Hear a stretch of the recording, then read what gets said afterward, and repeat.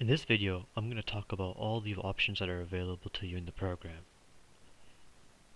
If you click on the gear icon at the top here, you can see a bunch of options. I'm going to talk about these options one by one. First of all, you can personalize the program.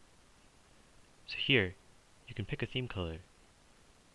Let's pick this one. You can choose the theme, you can toggle it on or off, and so you can change the aesthetics of the program. Pretty neat.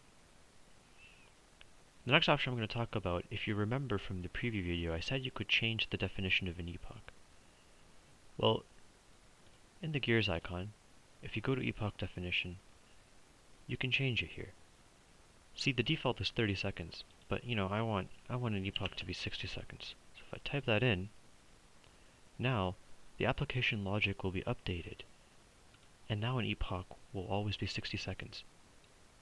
For instance, if I click on the flow signal, you can see that the time here shows about a minute's worth of data, and if you go to the absolute time, the duration is now 60. You can also manage categories. Let me show you what I mean by that.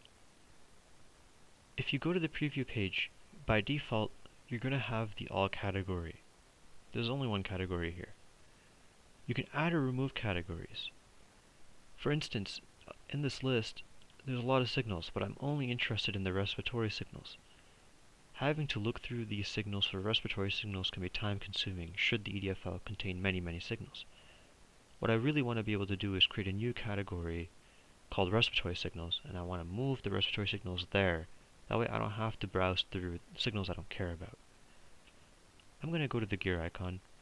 I'm going to click on Manage Categories, and well, unfortunately I already have the respiratory signals category, but if you hover over the left to the text of respiratory signals and you'll see this blue icon, you click it, you'll notice here that the signals that are in the category that are selected, which are in blue, are all respiratory signals.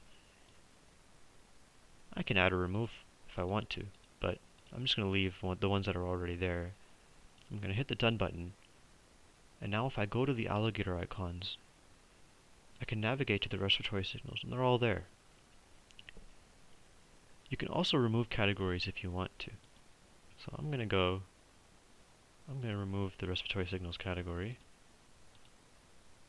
Sorry. I'm going to add it back.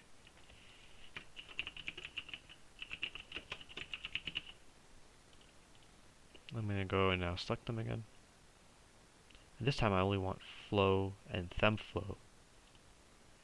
Now if I go here to the respiratory signals category, now they're there.